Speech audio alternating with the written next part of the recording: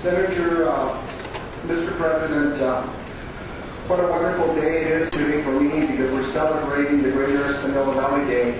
I have also had the opportunity to introduce a memorial to someone that I idolized and was my mentor for many years.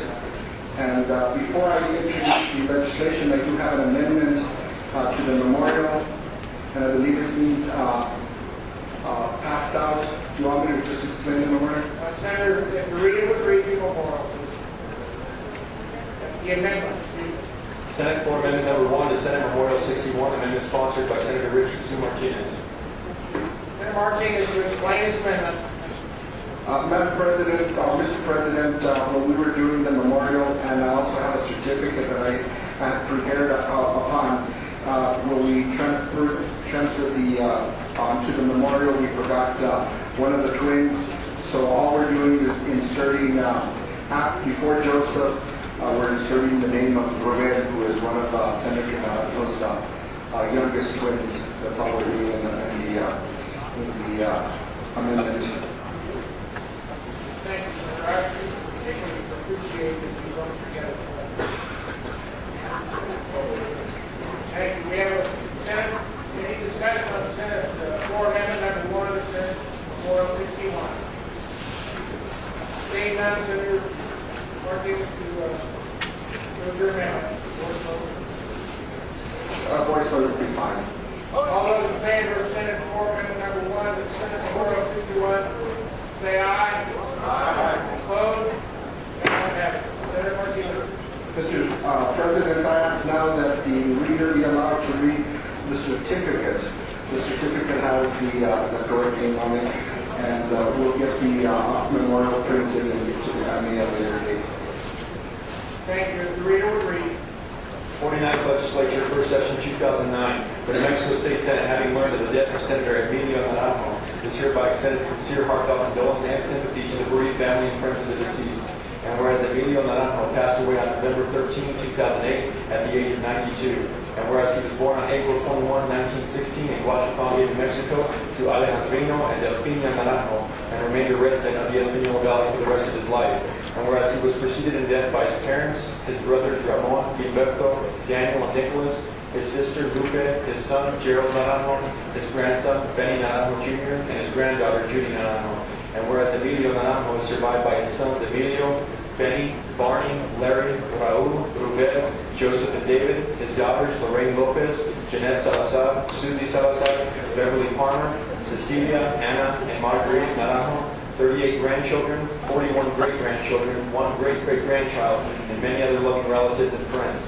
And whereas Emilio, as he was known far and wide, lived his youth in Guachapangue and nearby Santa Clara Pueblo, Emilio established lifelong friendships with members of the Santa Clara Pueblo, who in turn deeply respected him and often referred to him as a member of their Pueblo.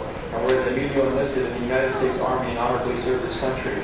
And whereas Emilio became a member of the Pipefitters Union and continued as a proponent of union membership throughout his life. And whereas in the late 1940s, Emilio became president of the Rio Arriba County Young Democrats, he used his position to establish a Democratic Party organization within Rio Arriba County, which survives today. Rio Arriba County is known statewide and nationwide as a stronghold for Democratic Party ideals and for its ability to provide enormous pluralities for Democratic candidates. Democratic United States presidents from John F. Kennedy to Barack Obama have publicly acknowledged Emilio's political acumen.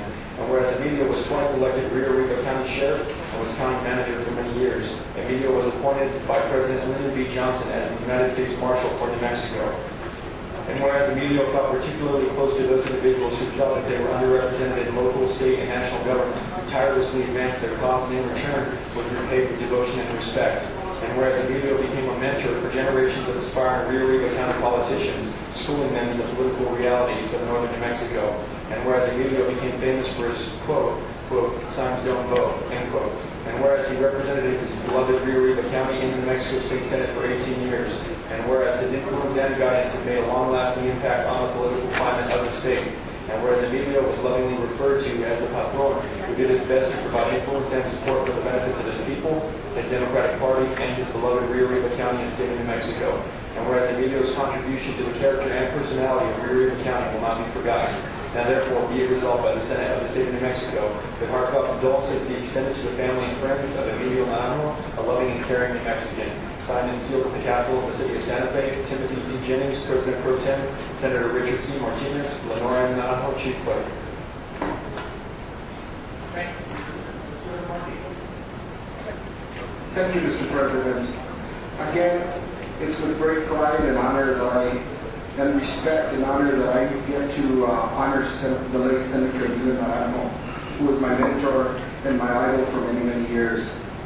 Senator Naranjo was born in April the 21st of 1916, 4 years after our great state became part of our union, and 4 years prior to my father being born. Quince Martinez, Emilio and Quince were first cousins. I remember there was a blog, Joe Monahan had a blog and said that I mentioned something about my uncle Emilio had called me to tell me that the boxes were in and that Hillary Clinton had won. And Joe Monahan had a blog indicating that the closest I was to the Naranjos was that I was a crony of Alex Naranjo. And I felt like blogging him back and telling him to check their history. Senator Naranjo's father and my grandmother were brother and sister. So we are blood relatives. I am part of the Naranjo clan, and I'm very proud of it. Little did New Mexico and Rio Riva County know what they were in for when Emilio Naranjo was born. Emilio grew up just outside of the Espanola Valley in a small community which is called Huachupangue, where I still reside. It's a little pueblo or a little community that's adjacent to Santa Clara, or the pueblo of Santa Clara, and it means a gathering of people in the Teo language.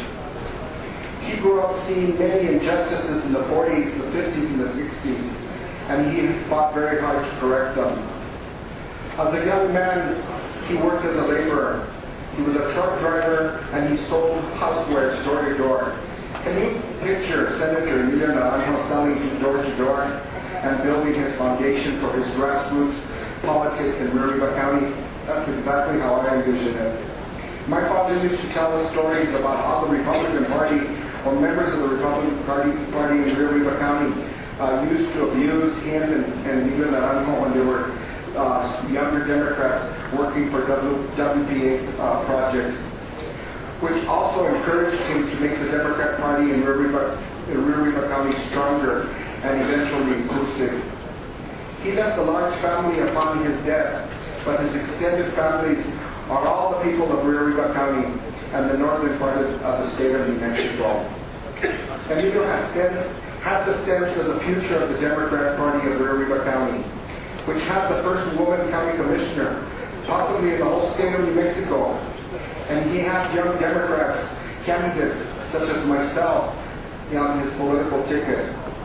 I myself started my political career at the age of 26 after Senator Naranjo sent our local sheriff to my office where I worked at the Department of Human Services, and he wanted to meet me at his house at a certain date and a certain time. When the sheriff left, I couldn't figure out what would the senator want with me. I met with him that Saturday, and we chatted about family for about an hour and a half. We also watched cartoons together. After about an hour and a half, we started talking about politics. And before you know it, he told me, I've got a position on my ticket, and I've got several people that are interested in it, but I would truly like to have you run on my ticket.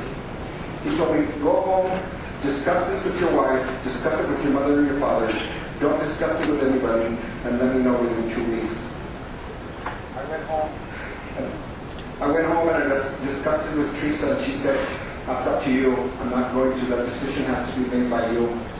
Then I went and I talked to my dad, and my dad said, if Emilio Naranjo wants you to run, you run. I didn't even ask my mom. I went back and I told the senator, I'm in. And that's when my political career started.